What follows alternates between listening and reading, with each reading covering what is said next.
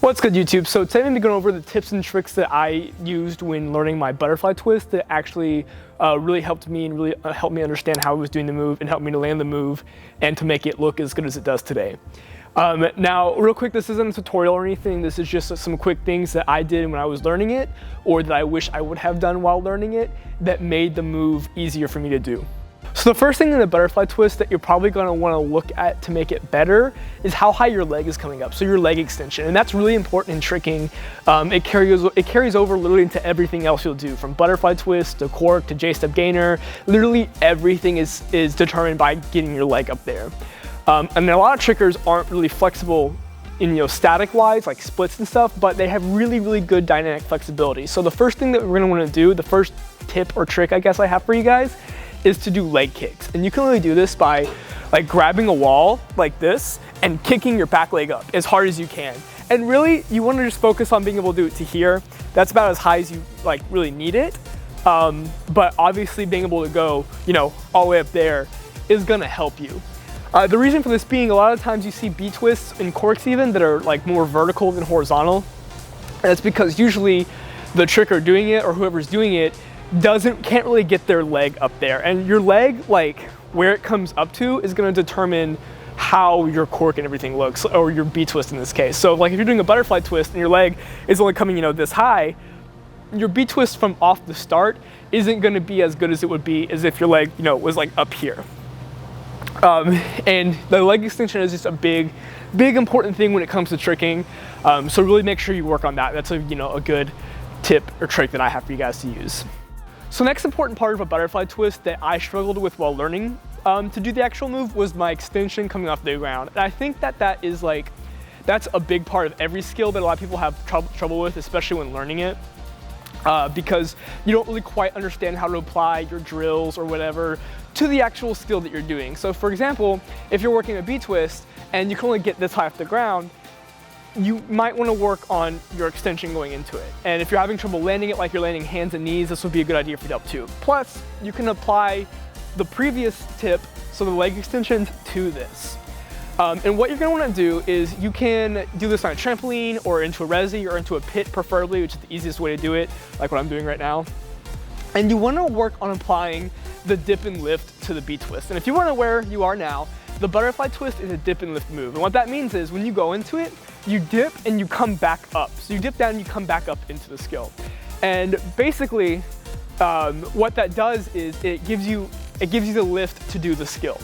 And you have to make sure that you're lifting up your arms, your chest, and your back leg in unison, so at the same time, to be able to hit your maximum lift going into the skill. So what you can do is practice this going into the pit. You can literally just go here, and I recommend doing it standing. And any point you have the opportunity to work a skill standing is usually the best way to do it, because you can really focus on breaking down the skill into the pieces that it is, rather than worrying about a setup and everything like that, and other stuff that can make the make the learning process harder. You don't want to, when it comes to learning the skill, the less you have to focus on, the better. So you want to think going into the pit, resi, or trampoline, whatever you're using, dip and push all the way off of your front leg, whatever that may be. So for me, my right leg, dip and push off and then wrap through.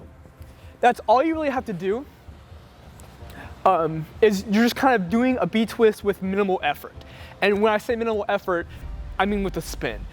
You want to make sure that you're thinking, like when you go through this, you want a full extension here. You want to try to hit this as much as you can. Another thing that you want to make sure you do in the butterfly twist, and I'll stand on this side to show you guys, is if you're doing the B-twist, you want to make sure that you bring it around your chest all the way through here to the side.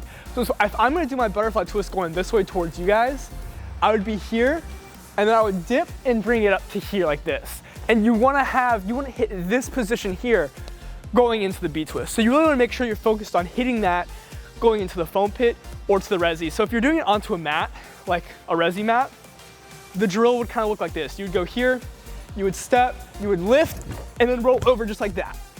Just really onto your side. You really just want to focus on that extension. Is the big, takeaway from that. The more extension you get, the more lift you get, the better. And to clarify real quick, just touching the last point I made, when you're doing these drills, the biggest mistake you can make when doing these is just chunking something over. Tricking, yeah, you know, there's kind of some reckless aspect to it. You gotta throw the skill to get the skill, that's whatever. But if you're breaking something down and doing drills and really trying to drill that motor movement into your body, which is the point of drills, you really gotta make sure that you're aware of what's going on to it. So for example, when I'm doing that drill right there, I'm thinking when I dip up, hit that full extension, push through your toes, lift your arms up, lift your chest up. It's not just me flopping my body over. When you're aware of what you're doing, you're gonna receive a lot better results than if you were just kind of just chunk something over. If you don't know what you're doing, if you repeat something without changing it over and over and over again, not only are you gonna drill bad habits into your body, but it's gonna make it a lot more difficult for you to progress. It's gonna take a lot longer. That being said, let's get into my third tip and trick that I used for the B-twist. Now, I covered this in my tutorial on the butterfly twist, which if you haven't checked it out, make sure you check it out. The link is down in the description below. But the setup to any skill is the most important part. So the setup in the B-twist follows that pattern too. It's really, really important you do that correctly. And you wanna make sure that when you're doing the setup that you're getting a block. And what a block is, basically it's whenever your momentum is changed from one direction to another. So for example, if you're doing like back handspring, back tuck, you should be finishing your back handspring here, which stands you up to here, which makes your back tuck go up instead of out. And just like a punch front is a better example, I guess, because most people do that. When your feet come in front of you, that takes your chest, it should take your chest at least, from going out to going up. It's the same thing in the butterfly twist. You want to try to get as much lift as possible, and lift generally means up. It's like, that's what you think of when you think of lift. You don't think of diving out to the ground or jumping to the floor. You want to lift up going to the skill. So if you're not doing a setup into a B-twist while you're learning it, I recommend a setup. The setup that I used when I did this skill was this common one where you go here, here, and then dip and lift going into it. You obviously want to make that longer. The longer the setup is, the easier it is to do. But what you want to pay attention to on this last step is where your foot placement is in relation to like your chest and your head and everything. So I'm going to do my back step going to the B-twist. If you're doing your butterfly twist and you're here and your foot is like right here coming underneath, chances are you're not going to get a full extension with your back leg. You're not going to be able to get as much lift as you are, and you'll be jumping to the ground. If you go through here and you lift your back leg up before you extend off your front foot, you're going to be jiving your B-twist into the floor, which is not what you want. The very first thing you do in anything, any skill, is push off the floor. Before you initiate the actual movement, you are pushing from the floor. So if I'm going to do a butterfly twist and I'm here, you want to think dip, lift up off this leg, jump, and as you're jumping, your back leg and your chest lift up through here. And that's really what you want to look for in that setup. Are you pushing all the way off of your leg? Is it fully extended? Is your back leg lifting up all the way? Is your chest lifting up or your arms lifting up?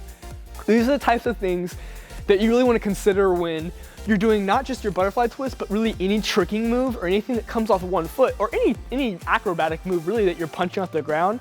You want to look for full extension. And that is the secret to really any move.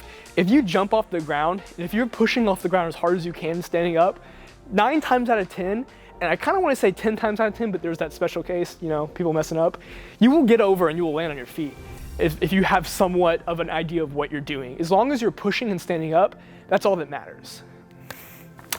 To recap real quick, the 3 main things that I did when learning the butterfly twist were the horizontal leg kicks, horizontal leg lifts against the wall in order to get that leg higher than horizontal, which if your butterfly twist is struggling with looking something like this, where you're going here, and it's like just a vertical twist off the ground, doing those leg lifts and learning how to lift up your leg is really important. So you really want to make sure that you can actually do that and that you don't hurt yourself by ripping something by not being as flexible.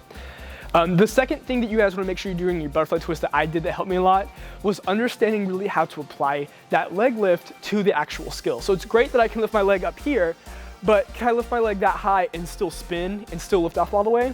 And that's a really good point to take for any of your skills. If you guys are the type of athlete or type of tricker or gymnast or whatever that does do skills or does do drills in order to progress the skills, you want to make sure that you can not only just apply the actual drill to a mat or a foam pit, but into your actual skill. So make sure that you practice the butterfly twist or you practice the actual spinning motion while learning to lift your leg up and pushing off your foot like we did in the pit. And that's what goes on to the second tip, is know how to spin and know how to get that full extension and apply it to your move. And the third and final thing that we went over today is the actual setup. So key points to that: make sure that you're lifting off the ground, getting a full extension, and getting that foot in front of you if you can on whatever setup you're using for the butterfly twist. All right, I'm gonna throw in some slow motion B-twist examples so you guys can kind of see what it looks like going to the end here. But as always, if you have any questions, feel free to drop a comment down below. If you enjoyed the video, make sure you leave a like and consider subscribing and hitting that bell so you never miss an upload. I'll catch you guys in the next video. Until then, you enjoy these slow motion B-twists.